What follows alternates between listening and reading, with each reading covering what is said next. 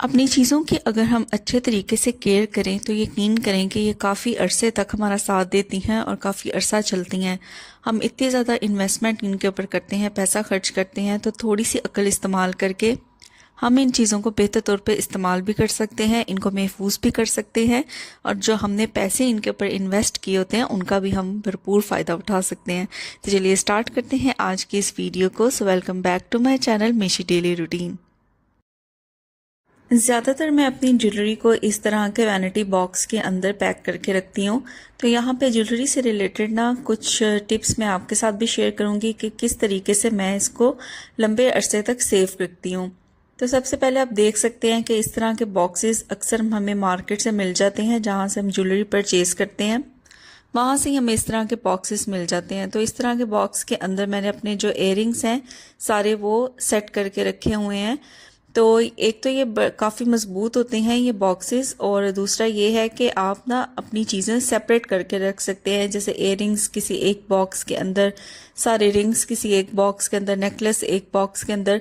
तो ये काफ़ी ना कन्वीनियंट रहते हैं। दूसरा ये है कि मैं जब भी इयररिंग्स पहनती हूँ ना, तो एक मसला मुझे ये आता है कि मुझे ना एलर्जी हो जाती है। ख़ास तौर पे ये जो आर्टिफिशियल इयररिंग्स होते हैं ना, इनको पहनने से मुझे ये काफ़ी ज़्यादा प्रॉब्लम आता है। गोल्ड की अगर मैं इयररिंग्स पहनूँ तो उससे ये मसला नहीं आता। तो यहाँ पे मैं क्या कर रही हूँ कि मैंने ले लिया है नेल पेंट। अब ये जो नेल पेंट है ना, इसे आप नेल कोट कर लें, ये बिल्कुल ट्रांसपेरेंट होता है। तो जहाँ पे इसकी ये हुक्स होती हैं वो हुक्स उतार के तो बिल्कुल इसके जो स्टॉपर वाली साइड होती है वहाँ पे मैं नेल पेंट अप्लाई कर दूंगी। ये वाला ये बिल्कुल ट्रांसपेरेंट होता है, नज़र भी नहीं आता। इससे ये होता है कि ये काफ़ी ना सॉफ्ट रहते हैं जब हम इनको वेयर करते हैं। तो अगर तो एलर्जी वगैरह का प्रॉब्लम है ना, तो वो इससे फेस नहीं होता। तो मैं अमूमन क्या करती हूँ, जब भी न्यू इयररिंग्स परचेज करती हूँ तो एक दफ़ा मैं उनको इस तरीके से नेल पेंट से कोट करके रख लेती हूँ ताकि एलर्जी का प्रॉब्लम ना आए। तो ये सारे इयररिंग्स जो हैं वो मैं इस बॉक्स के अंदर अरेंज करके रख देती हूँ। इसी तरह हमारी जो बैंगल्स होती हैं ना, काफ़ी ज़्यादा, जिनके ऊपर इस तरह का ग्लिटर लगा होता है, तो वो भी देखने में तो बहुत अच्छी लगती हैं, लेकिन जब भी हम इनको वेयर करते हैं तो इनका जो ग्लिटर है ना वो उतर के यहाँ तो हमारे हाथों पे लगेगा, फेस पे लगेगा, या अक्सर हमने जो भी दुपट्टा वगैरह लिया होता है ना वो भी इसके अंदर अड़ जाता है, जिसकी वजह से जो दुपट्टा है वो ख़राब हो जाता है। तो इस तरह की जो बैंगल्स होती हैं उनके ऊपर भी मैं ये ट्रांसपेरेंट नेल कोट जो है ना वो अप्लाई कर देती हूँ, ताकि बैंगल्स जो हैं वो सेफ़ रहें और जो हमने कपड़े या दुपट्टा वेयर किया हुआ है वो भी सेफ़ रहे। तो सारे इयररिंग्स मैं इस तरीके के बॉक्स के अंदर अरेंज करके रख देती हूँ। दूसरा ये है कि जब भी आप ज्वेलरी परचेज करने जाते हैं तो ज्वेलरी वाली मार्केट से ना आपको इस तरीके के जो क्लियर पॉली बैग्स होते हैं ना वो मिलते हैं ज्वेलरी को सेव करने के लिए। तो आप उनसे कहेंगे ना कि आपको इस तरीके के प्लास्टिक रैप्स दे दें ज्वेलरी को सेव करने के लिए, तो वो आपको दे देंगे। इतने कॉस्टली ये नहीं होते। तो मेरी जितनी भी ज्वेलरी होती है ना वो मैं इस तरीके के जो प्लास्टिक बैग्स होते हैं ना उनके अंदर सेव करके रखती हूँ। इससे बिल्कुल भी ये रस्ट नहीं इनके ऊपर आता और काफ़ी लंबे अरसे तक ना ये चल जाते हैं और बिल्कुल भी ख़राब नहीं होते। तो आप यकीन नहीं करेंगे, मेरे पास ये ज्वेलरी है वो तकरीबन 7 से 8 साल या इससे भी ज़्यादा पुरानी है, लेकिन मैं इस तरीके से सेव करके रखती हूँ। तो ये अभी तक सेफ है, महफूज है और मेरे साथ है।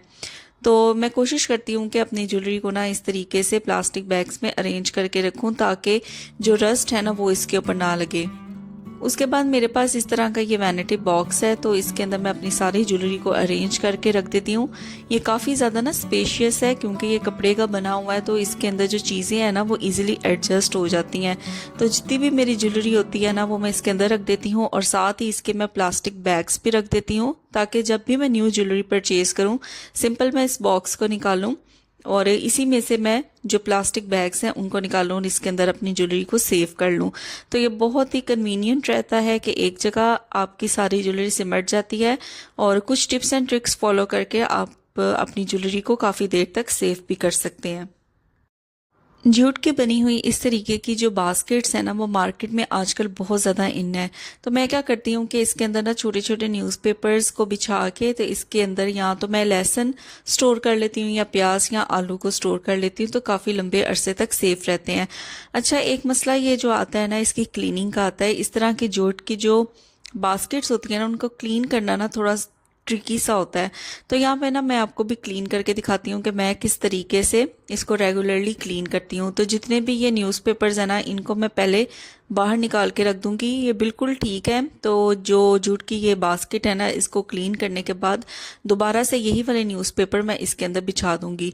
तो देखे नीचे जो है वो कितना ज़्यादा इसके अंदर गंद है। तो एक दफ़ा ना मैं इसको जस्ट इस तरीके से कर लूँगी ताकि इसके अंदर से जितनी भी लूज डर्ट है ना वो निकल आए। अब जो इसके अंदर फंसी हुई डर्ट है ना, उसको क्लीन करना ना थोड़ा सा ट्रिकी होता है।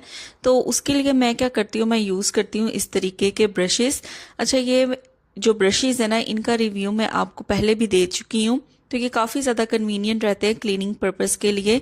इसके जो ब्रिसल्स हैं ना, ये सॉफ्ट हैं। तो इनके साथ ना 2 और ब्रशेस आए थे जिनके जो ब्रिसल्स थे ना वो लोहे के बने हुए थे। तो वो हार्ड चीज़ों को क्लीन करने के लिए यूज़ होते हैं। लेकिन इस तरीके की जो बास्केट्स होती हैं ना, उनके लिए ये सॉफ्ट वाले जो ब्रशेस हैं ना, वो काफ़ी कन्वीनियंट रहते हैं। अंदर तक जो है वो पेनिट्रेट करके इसकी जो क्लीनिंग है या डस्टिंग है वो करते हैं। तो इस तरीके से सारी जो है ना जूट की बास्केट, उसको मैं इस तरीके के ब्रशेस से क्लीन कर लेती हूँ। इसी तरीके से जो इसका बाहर वाला पोर्शन है ना, उसको भी मैं ऐसे ही क्लीन कर लूँगी। तो अंदर देखें छोटी छोटी डस्ट और मिट्टी इतनी ज़्यादा होती है जिसको आमतौर पे क्लीन करना बहुत ज़्यादा मुश्किल हो जाता है, लेकिन इस तरह के ब्रशेस से क्लीन करना काफ़ी ज़्यादा आसान हो जाता है। तो यहाँ पे ब्रश की कंडीशन भी आप देख सकते हैं कि जो डर्ट है वो किस तरीके से ब्रश के ऊपर स्टिक कर गई है। अच्छा, यहाँ पे देखें, मैंने आपसे कहा था कि मैं इसे नीचे से भी इसी तरह से क्लीन कर लेती हूँ। तो जो बड़े साइज का ब्रश है उससे मैं इसकी जो सारी बेस है ना, उसको भी अच्छे तरीके से एक दफ़ा झाड़ दूंगी ताकि इसके अंदर भी जो भी मिट्टी है ना वो निकल के बाहर आ जाए। सिंपल जो न्यूज़पेपर के पीसेस मैंने बाहर निकाल के रखे थे, उन्हें मैं दोबारा से बेस के ऊपर लगा दूंगी। अब इसके अंदर चाहे तो मैं प्याज स्टोर कर लूँ, आलू स्टोर कर लूँ या लहसुन स्टोर कर लूँ। एक तो न्यूज़पेपर बिछाने से ना बिल्कुल भी आपकी जो ये लहसुन प्याज है या आलू है ना, वो जल्दी ख़राब नहीं होते। और अगर आप जूट की बास्केट भी यूज़ करेंगे ना, तब भी ये इतनी जल्दी ख़राब नहीं होंगे। तो न्यूज़पेपर बिछाने के बाद यहाँ पे देखे मैंने प्याज इसके अंदर रख दिए हैं जो लेफ़्ट ओवर थे। तो ये बहुत ही अच्छे तरीके से क्लीन भी हो गई है। और इसके अंदर आप जो भी चीज़ ऐड करेंगे ना, चाहे लहसुन है, प्याज है या आप इसके अंदर आलू ऐड करते हैं, वो बहुत जल्दी ख़राब नहीं होंगे। तो इस तरीके से जूट के बास्केट को क्लीन किया जा सकता है। देखिए, कुकिंग के लिए जो हम स्पून्स यूज़ करते हैं उनकी क्लीनिंग की तरफ तो हमारा बहुत ज़्यादा ध्यान रहता है, लेकिन अक्सर जो चीज़ हम इग्नोर कर देते हैं वो है इस तरीके के सिलिकॉन के ब्रशेज़। तो देखिए, हमने नोट किया है कि जो सिलिकॉन के ब्रशेस होते हैं, उनके जो ब्रिसल्स होते हैं, उनके अंदर तक जो क्लीनिंग है ना वो करना थोड़ा डिफ़िकल्ट होता है। तो यहाँ पे मैं इसकी क्लीनिंग करने लगी हूँ। तो सबसे पहले ना मैं ये सोल्यूशन बना लूँगी जो इसकी क्लीनिंग के लिए मुझे चाहिए। इसके अंदर जो ब्रिसल्स होते हैं ना, ये आप देख सकते हैं कि कितना ज़्यादा जो गंद है ना वो इसके अंदर स्टिक किया हुआ है। हम नॉर्मली तो इसको क्लीन कर लेते हैं सुपरफिशियली, लेकिन अंदर तक इसकी जो क्लीनिंग है ना वो डिफ़िकल्ट हो जाती है। तो सोल्यूशन यहाँ पे बिल्कुल सिंपल है, कुछ भी हमें नहीं चाहिए। सिर्फ जो हम आम डिश वॉश लिक्विड यूज़ करते हैं उसी का हम यूज़ करेंगे। तो चंद बूंदें यहाँ पे मैंने डिश वॉश लिक्विड की ऐड कर दी हैं। साथ ही इसके अंदर थोड़ा सा मैं पानी ऐड कर लूँगी, जो सिंपल टैप वाटर होता है वही इसके अंदर मैं मिक्स करूँगी। तो ये जी हमारा 2 चीज़ों का सोल्यूशन बन के तैयार है। इसी से हम जो सिलिकॉन के ब्रशेज़ हैं उनको क्लीन करेंगे। तो लिक्विड को पानी के अंदर अच्छे तरीके से मिक्स कर लेते हैं।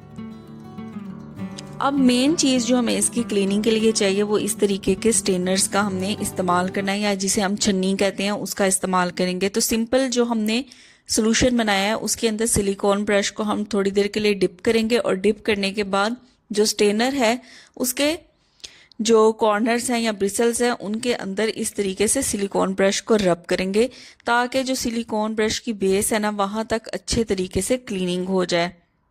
तो मैं आपको इसका एंड रिजल्ट भी दिखाऊंगी कि कितने ज़बरदस्त तरीके से ये क्लीन हो जाएगा। बस सोल्यूशन के अंदर डिप करते जाना है और इस तरीके से स्टेनर के ऊपर रब करते जाना है, तो अंदर तक ब्रिसल्स के ये नीट एंड क्लीन हो जाएगा। जितनी भी इसके अंदर डर्ट होगी या चिकनाई होगी वो अच्छे तरीके से निकल के बाहर आना स्टार्ट हो जाएगी। तो पानी जो यानी जो सोल्यूशन जिसके अंदर मैं ब्रश को डिप कर रही थी उसकी कंडीशन भी मैं आपको दिखाती हूँ। जितनी इसके अंदर ग्रीस थी ना वो निकल के पानी के अंदर आपको नज़र आ रही होगी, छोटे छोटे से पार्टिकल्स हैं। तो ये आप इस तरीके से क्लीन करेंगे ना तो पानी के अंदर आपको नज़र आएगा जितनी ग्रीस या डर्ट है वो निकल के बाहर आएगी। अब इसको रेगुलरली पानी से मैं वॉश कर लूँगी, जिस तरह सिंपल टैप वाटर से वॉश करते हैं उस तरीके से मैं इसको वॉश करूँगी। और फिर इसके जो अंदर वाली साइड है यानी ब्रिसल्स को पीछे करके मैं आपको दिखाऊंगी। तो ये देखें मैंने इसे पानी से सिंपल वॉश कर लिया। अब इसके ब्रिसल्स के अंदर आप देख सकते हैं कि बिल्कुल भी किसी भी किस्म का गंद, मैल या चिकनाई नहीं है। तो इस तरीके से सिलिकॉन ब्रशेस को मैं क्लीन कर लेती हूँ, तो बहुत ही ज़्यादा ये बेनिफिशियल रहता है। डाइनिंग टेबल हमारे घर का एक मेजर पार्ट होता है जहाँ पे हम खाना खाते हैं, इसलिए इसकी जो क्लीनिंग है और इसकी जो खूबसूरती है वो दोनों चीज़ें बहुत ज़्यादा मैटर करती हैं। इसकी क्लीनिनेस भी मैटर करती है और इसके ऊपर आपने क्या सामान रखा है, किस तरीके से इसको अरेंज किया है, वो भी बहुत ज़्यादा मैटर करता है। तो मैं यहाँ पे क्या करती हूँ, जब भी डे ऑफ हो जाता है यानी खाना शाना खा के सारे फ्री हो जाते हैं, तो जो मैंने होममेड क्लीनर बनाया हुआ है, मैंने आपसे शेयर भी किया हुआ है कि किस तरीके से मैं होममेड क्लीनर बनाती हूँ। तो सिंपल पूरे डाइनिंग टेबल के ऊपर से चीज़ें उठा के मैं बहुत ही मिनिमम चीज़ें रखती हूँ डाइनिंग टेबल के ऊपर। बिल्कुल भी कंजस्टेड डाइनिंग टेबल मुझे अच्छा नहीं लगता, पसंद नहीं। तो सिंपल मैं इसके ऊपर जो भी चीज़ें रखती हूँ उनको उठा के साइड पे कर देती हूँ और होममेड क्लीनर से इसे एक दफ़ा अच्छे तरीके से वाइप आउट कर देती हूँ, ताकि जो भी इसके ऊपर लेफ्ट ओवर फूड पार्टिकल्स हैं वो सारे के सारे रिमूव हो जाएं और अगर कोई ग्रीस या ऑयल के मार्क्स हैं तो वो भी यहाँ से ख़त्म हो जाएं। तो क्लीन करने के बाद इसे अच्छी तरीके से मैं ड्राई होने के लिए छोड़ दूँगी। अब इसके ऊपर मैं चीज़ें अरेंज कर लूँगी और बहुत मिनिमम चीज़ें मैं डाइनिंग टेबल के ऊपर अरेंज करती हूँ या रखती हूँ। सबसे पहले तो मैं रखती हूँ सेंटर वॉज। तो बिल्कुल अपने डाइनिंग टेबल के हिसाब से आप कम्बिनेशन करें, तो ग्रे और वाइट का कम्बिनेशन बहुत ज़्यादा बेस्ट लगता है मुझे, इसलिए मैंने यहाँ पे जो वाइट कलर के फ्लावर्स हैं वो वाला वॉज रखा है और साथ मैंने टिश्यू बॉक्स रखा है। अच्छा, अब ये जो टिश्यू बॉक्स है ये इस तरीके का है कि एक साइड पे तो इसका जो टिश्यू का बॉक्स है वो बना हुआ है, साइड पे इसके 3 कंपार्टमेंट्स हैं जहाँ पे मैं डिफरेंट चीज़ें अरेंज करके रखती हूँ। जैसे यहाँ पे जो स्टिक्स होती हैं चीनी को मिक्स करने के लिए, या टूथपिक्स हैं या पैकेट शुगर्स होती हैं, उनको अरेंज करके रखती हूँ। तो सिंपल ये मेरी अरेंजमेंट है डाइनिंग टेबल की, जिसपे एक वॉस है और एक टिश्यू बॉक्स है जिसके अंदर 3 कंपार्टमेंट्स हैं और एक टिश्यू का जो कंपार्टमेंट है वो है। तो मिनिमम अच्छा लगता है मुझे, बहुत ज़्यादा कंजस्टेड और भरा हुआ डाइनिंग टेबल की जो टॉप है वो मुझे पसंद नहीं। तो इस तरीके से आप भी जो डाइनिंग टेबल है उसको रेगुलर अगर क्लीन करें और इसकी अरेंजमेंट आप या इसके ऊपर जो भी आपने डेकोरेशन या वट एवर आपने रखना है, तो ये एक बिल्कुल आप समझें मिक्स एंड मैच करके रखें तो बहुत ही ज़्यादा ज़बरदस्त लगता है। देखें, इस तरीके के जो डस्टिंग ब्रूम्स होते हैं उनका जो वास्ता है हर फीमेल का रोज़ पड़ता है। तो हम चीज़ों को डस्ट करने के लिए इसका यूज़ करते हैं, बहुत ज़्यादा कन्वीनियंट रहते हैं। तो ये आपने देखा होगा कि विंडोज़ वगैरह हो गई या डोर्स हो गई, जहाँ ऊपर तक हमारा जहाँ हाथ नहीं जा सकता, हम इन ब्रूम्स को यूज़ करते हैं। अच्छा, यहाँ पे बात आ जाती है, ये फ्लफ़ी से होते हैं, अगर हम इनको अच्छे तरीके से स्टोर करके ना रखें तो इनकी जो फ्लफ़ीनेस होती है वो आहिस्ता आहिस्ता ख़त्म होना स्टार्ट हो जाती है और जितनी भी इनकी ये फर है वो उतरना स्टार्ट हो जाती है। तो मैं इस डस्टिंग ब्रूम को किस तरीके से स्टोर करके रखती हूँ, चले मैं आपके साथ शेयर करती हूँ। तो सबसे पहले यहाँ पे मैंने सिलेक्ट कर लिया है किचन का बिल्कुल जो डोर है उसके पीछे मैंने यहाँ पे एक कमांड हुक लगा दी हुई है। अब इस कमांड हुक के ऊपर मैं इस डस्टिंग ब्रूम को अच्छे तरीके से अरेंज कर लेती हूँ। इसी तरह जो मेरे लॉन्ड्री वाले आप रैक्स देख रहे हैं जहाँ पे कपड़ों को ड्राई करते हैं, वो भी मैं जो किचन का जो डोर है उसके पीछे ही मैं रखती हूँ। तो यहाँ पे मैं इसको हैंग कर लेती हूँ। इससे क्या होगा कि कहीं ये इधर उधर नहीं पड़ा रहेगा, तो इसकी जो फ्लफीनेस है या जो फर है वो इसकी बिल्कुल भी ख़राब नहीं होगी। और एक दूसरा ये कि जब भी आप डोर को ओपन करेंगे तो ये दरवाजे के पीछे छुपा होगा, तो डस्टिंग या क्लीनिंग वाला ये आपको ब्रूम जो है वो सामने नज़र नहीं आएगा या बुरा नहीं लगेगा। तो इस तरीके से आप इसे अरेंज कर सकते हैं। तो ये थी मेरी आज की वीडियो, उम्मीद करती हूँ आपको पसंद आई होगी। पसंद आई है तो वीडियो को लाइक करें, शेयर करें, कमेंट करें। चैनल पे नहीं है तो चैनल को ज़रूर सब्सक्राइब करें, अपने प्यारों के साथ भी शेयर करें, क्या पता कुछ टिप्स एंड हैक्स उनके भी काम आ सकें। तो मिलूंगी फिर आपसे नेक्स्ट वीडियो में। Till then take care, bye bye.